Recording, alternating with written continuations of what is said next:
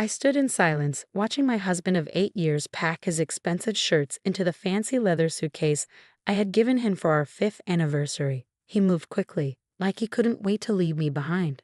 His confidence made my stomach turn. "You'll never prove we shared anything," Marcus said with a smirk, barely looking at me as he packed. "Victoria and I planned this perfectly. No marriage papers, everything in my name, you get nothing." I leaned against the doorframe, keeping my face calm even though I was boiling inside.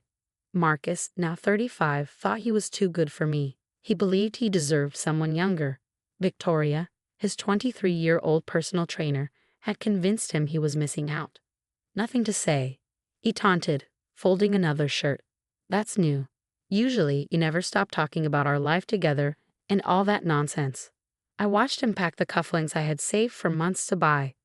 "I was just wondering if Victoria knows about the money you borrowed from my savings last year." His hands hesitated for a second.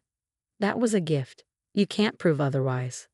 "Interesting," I said quietly, thinking about the hidden camera I had installed in our home office months ago after finding suspicious messages on his phone. The signs were there: late nights at the gym, new clothes, changed passwords. But I wasn't the clueless wife he thought I was. My job in digital security taught me to always be prepared.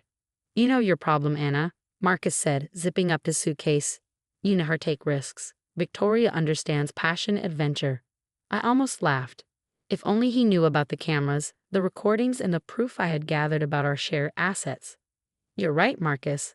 I do like to plan things carefully." He grabbed his suitcase and headed for the stairs. "I've already moved all the money. Good luck proving anything was ever yours. My lawyer handled everything." I followed him downstairs, staying calm. "Your lawyer? You mean Jeffrey? The one who helped you set up that offshore account last month?" He stopped, turning slowly. "How do you know about that?" I picked up the TV remote. "Want to watch something interesting before you go? It'll be educational." "I don't have time for your games," he snapped, but I heard the nervousness in his voice. "This won't take long," I said, pressing play. His voice filled the room from the hidden camera recording. "I need all traces of joint ownership erased. Anna can't know. Once the transfers are done, I'll move in with Victoria, and there won't be any proof of where the money came from." "Turn that off," Marcus demanded, his confidence fading. "But there's more," I said, my voice steady. "Like your talk with Victoria about using my inheritance for her beach house. Or maybe you'd rather watch yourself forging my signature." His suitcase fell to the floor. You were spying on me?" "Spying? No, just protecting myself," I said. "Something you taught me with all your planning." He ran a hand through his hair, panic in his eyes. "You can't use those recordings. It's illegal." I smiled, remembering my talk with my own lawyer. "In our state, I can record anything in my home if I suspect fraud." His voice was weak. "What do you want?" "Right now, I want you to leave. Go to Victoria, start your exciting new life. But know this, I have copies of everything. My lawyer has them too." "You're bluffing," he whispered, but I could hear the fear in his voice. I turned off the TV and walked toward the kitchen. "Your flight to Cancun leaves in 2 hours, right? You better hurry. Victoria hates waiting, almost as much as she hates broke men." His footsteps faltered behind me. I smiled. Marcus thought he had the perfect escape plan, but he was about to learn that the quiet ones, the careful planners, are the ones to watch out for. "This isn't over," he called, trying to sound tough. "You're right," I whispered as the front door slammed shut. "It's just beginning." 3 days after Marcus left, I knew my plan was working. I was watching security footage in my home office when my phone buzzed with his name.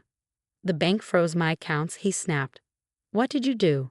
I sipped my coffee, enjoying the expensive blend he used to complain about. "I didn't do anything, Marcus, but the bank's fraud department seems very interested in those fake documents you submitted."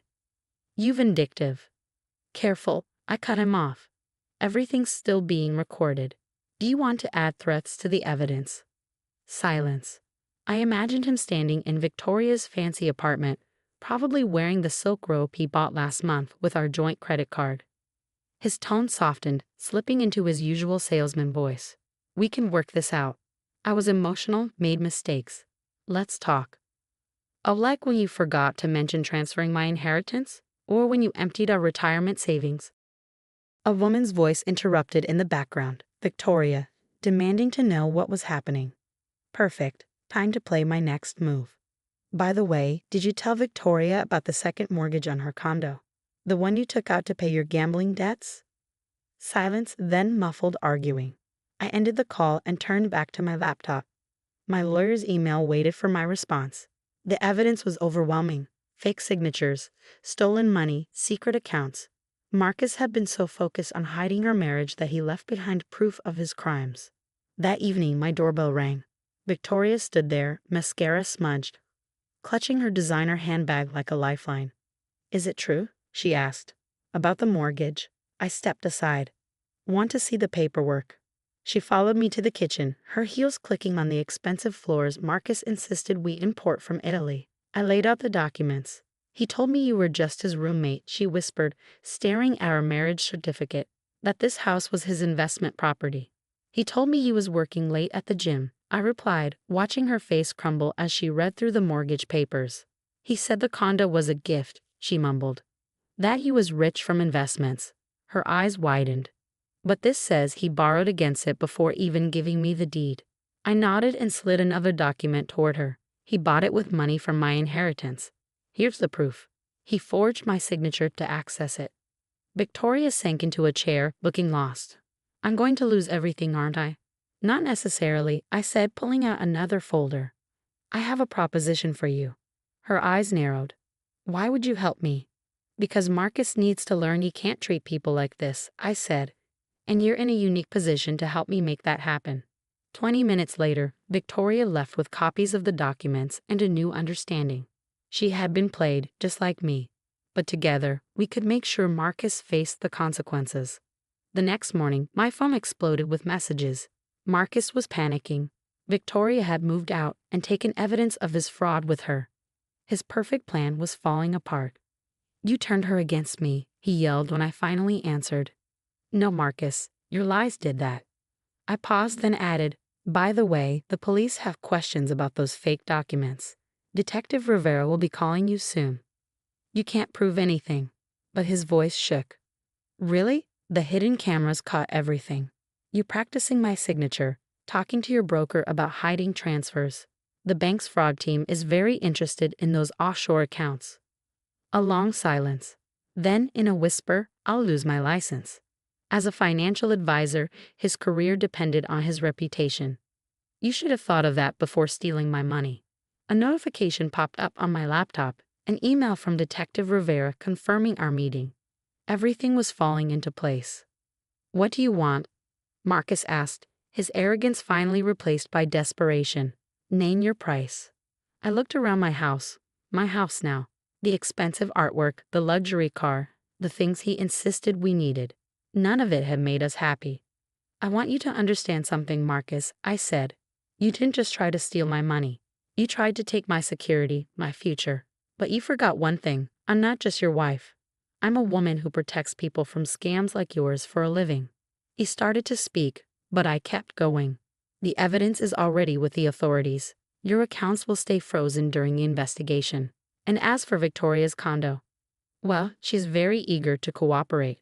Something shattered on his end of the line, followed by angry cursing. "Oh, and Marcus," I added, "your mother called. You know that retirement account you claimed was yours? She helped set it up as a joint account after our wedding. She's already given a detailed statement to investigators." The call ended with his frustrated scream. I leaned back in my chair, a small smile forming. Marcus thought he had the perfect escape plan. But he forgot the most important rule: never underestimate me. 2 weeks after Marcus's life started falling apart, I sat in my living room across from Detective Rivera. He was reviewing the last pieces of evidence on my laptop. "Mrs. Walker," he said, looking up, "these recordings are incredible. Your husband never suspected anything." I shook my head and poured us both some coffee. Marcus always underestimated me. He thought being a cybersecurity specialist just meant fixing computers. The detective chuckled as he took his cup. "Big mistake. The district attorney is very interested in this case. Financial fraud, forgery, wire transfer fraud. He's facing serious charges." Just then, my phone buzzed with a text from Victoria. "He's here at my place. begging for money. Should I start recording like we planned? I smiled and showed the detective. He nodded. Your teamwork with Ms. Carter has been invaluable. Ready to finish this? I sent Victoria a quick yes and sat back to wait. Within an hour, we had Marcus on video pressuring Victoria for money and admitting to his crimes. The next morning, I was making breakfast when the doorbell rang. I opened it to find Marcus standing there. He looked terrible. Unshaven, wearing wrinkled clothes, nothing like his usual polished self. Anna, please, he said, his voice rough. I've lost everything. The firm suspended me, my accounts are frozen, even my credit cards don't work. I looked at him calmly. Sounds like consequences. I'll do anything, he begged. I'll sign whatever you want. Just make this go away. Come in, I said, stepping aside. There's something you should see. I led him to the living room. Our wedding photos still hung on the wall, the one with the hidden camera behind it that had recorded so many of his lies. Remember what you told Victoria in this room last month? I asked, picking up my tablet. Anna's too stupid to understand finance. She'll never figure out where the money went. His face turned pale as I played the recording. You didn't just hide cameras, he whispered. You planned this. No, Marcus, you planned this. I just made sure there was proof. I set the tablet down. Every fake signature, every call about hiding money, every sneaky meeting with your lawyer, it's all recorded. He dropped onto the couch, burying his face in his hands. What happens now? Now, you deal with the consequences of your choices. The DA will offer you a plea deal soon. I walked to the door and held it open. I suggest you get a good lawyer. He stood up, desperation in his voice. But what about us? 8 years of marriage. Should have meant something, I said. But you chose lies, Victoria, and a failed escape plan instead. After he left, I opened my laptop. An email from Victoria waited. Meeting with the prosecutor tomorrow. Thank you for helping me see the truth. I leaned back, thinking about how much had changed in just a month. I had always been strong, but now I had something more. Confidence, peace, and the satisfaction of knowing I had outsmarted the man who thought he could ruin me. A week later, my lawyer called. Marcus took the plea deal. No jail time, but he has to pay back everything he stole. He's also lost his financial advisor's license and has a fraud charge on his record. And the divorce? I asked. You keep the house. Your inheritance is restored. He has to pay back every cent from the joint accounts. That night, I invited Victoria, Detective Rivera, and my lawyer over for dinner. We raised our glasses. To justice, Victoria said, looking wiser than before. To karma, added Detective Rivera. To hidden cameras, my lawyer joked. To new beginnings, I said, feeling lighter than I had in years. Later, when I was finally alone in my house, I took down the wedding photo and removed the hidden camera. Marcus had thought he was making a perfect escape. He never realized that sometimes the quiet ones are the most dangerous. My phone buzzed with one last message from Marcus. I'm sorry. I never deserved you. I didn't reply. Instead, I opened my laptop and started writing a book. Digital Defense. A Woman's Guide to Protecting Herself in the Modern Age. Marcus had tried to leave me with nothing, but instead he gave me something priceless, the knowledge that I was stronger and smarter than even I had realized.